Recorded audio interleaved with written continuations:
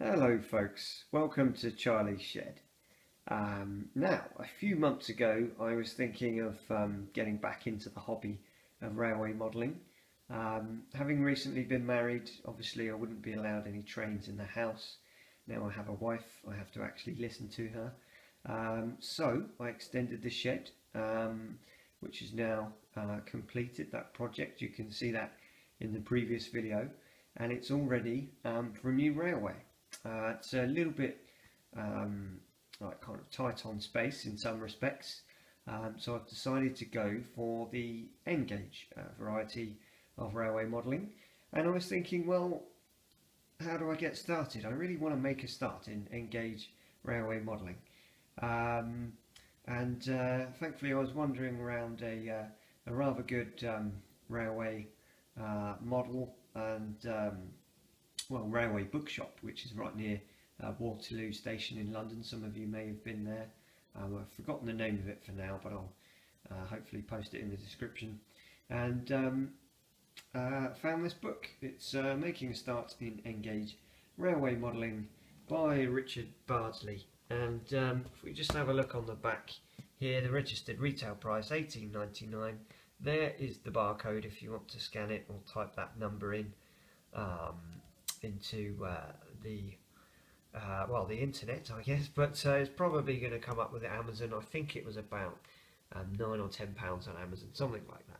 But anyway, wherever you purchase it from, I thought I'd give you just a little kind of flick through the book and see what's in there and see whether it's any good for you. So even, I've got to say, even if you're not a complete beginner, this book's pretty damn detailed.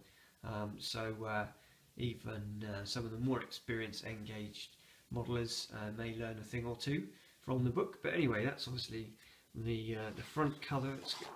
Even it's got some beautiful pictures throughout of existing layouts, and nicely broken down into a good list of varying chapters.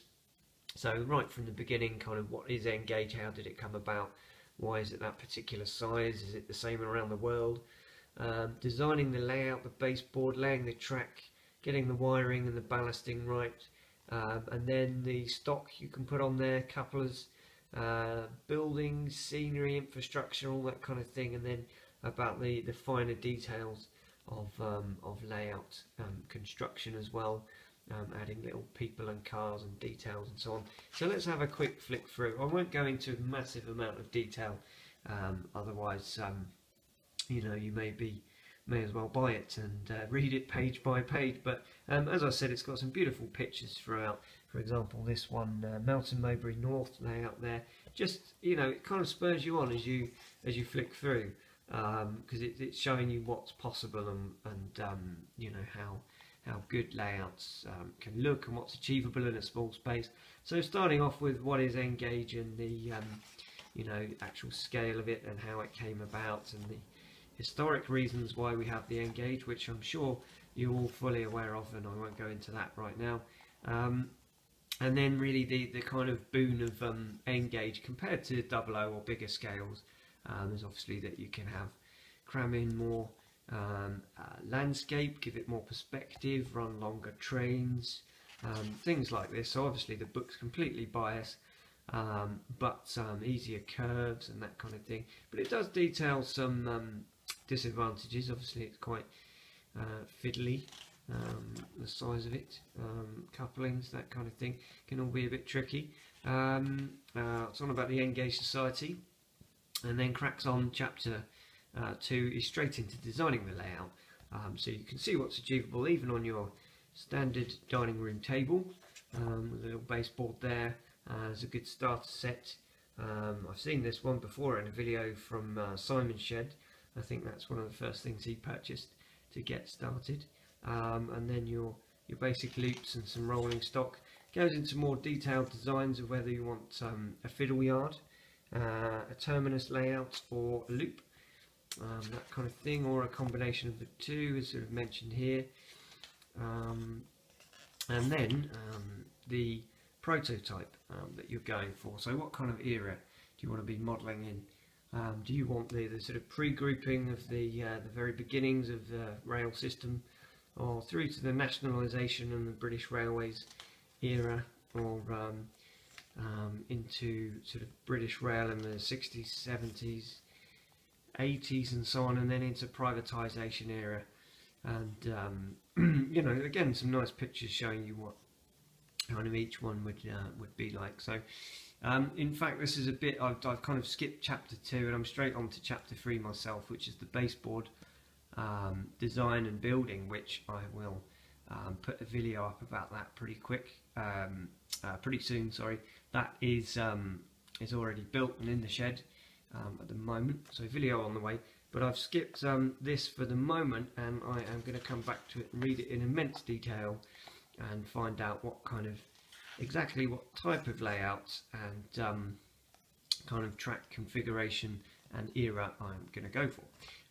So as mentioned, baseboard, personally that's already been constructed, but there's some great detail about what you'll need to do, what details, some simple methods. Even if you're not particularly au fait with woodworking, this breaks it down nicely.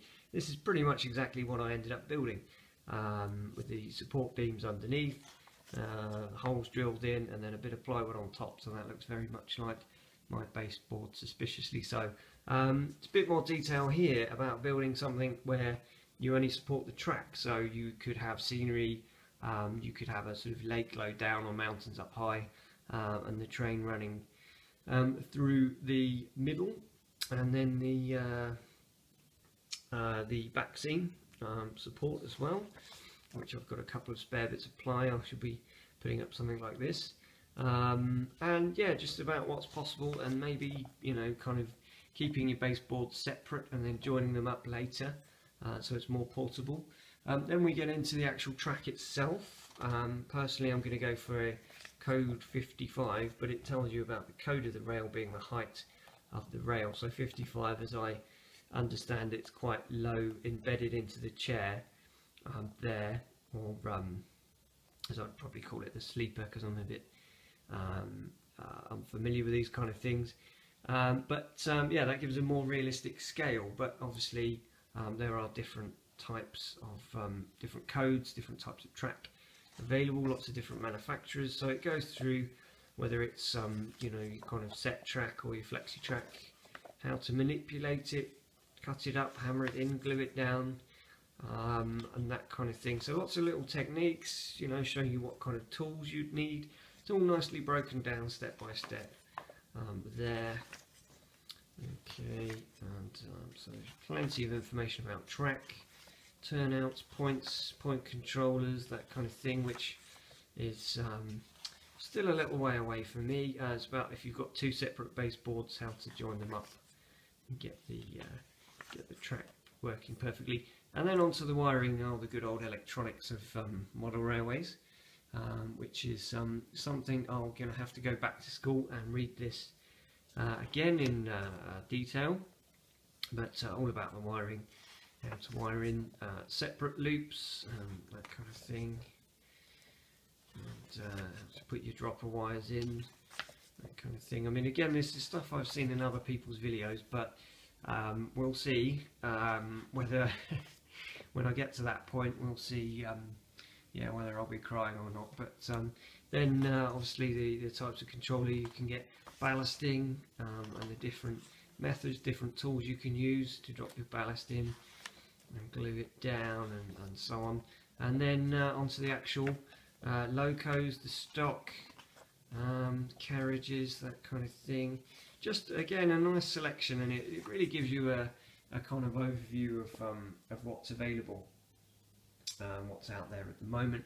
And one of the things mentioned at the start is the amount of detail that are kind of in the various models and locos and so on these days, compared to even a few short years ago. Then we get into the DCC and how to put your chips in, and all that kind of thing. Section on couplers as well. Won't go into too much detail here, but then again, the infrastructure, and about sort of scenery, and to get the scales right as well. I mean, these little things that wouldn't have occurred to me about the sort of distance between the tracks, I might have been really kind of stupid and put my tracks too close together, and then ended up with a collision on day one running train. So it's really good to flick right through and read through before you even start going near laying any track or anything like that. So it's about the signals and some scenery and buildings, some details on the Metcalfe kits there, and some kind of best practice ways to construct them, that kind of thing. Oops, sorry. And again, what kind of little tools you're going to need and things like this. I mean, using cardboard to build up kind of layers, pretty cost effective, and yeah, it looks like a good sort of method for building a little hillside or a bank. There again, grass, scattering grass, all that kind of thing. Trees, waterways, canals, boats, back scenes, little people as well. Final chapter is about bringing it to life and adding the real details that are really gonna kind of bring it to life. So sort of phone boxes, pillar boxes, that kind of thing, as well as people. Yes, and then finally, right at the back, there is a list of useful contacts, which is, as it says, very useful. About societies and shops and contacts and so on. So there we go. I shall ramble on no more, but I would highly recommend this book, Making Start in Engage Railway Modelling by Richard Bardsley. Whether you are a complete novice or maybe even not, it looks brilliant as a reference book, and I'm sure it will help me immensely over the coming weeks, months, and possibly years with my brand new layout, of which there is more to come in future videos. But thank you very much for the meantime in watching this one, and hope to see you soon. Like, subscribe and share as you wish. Cheers.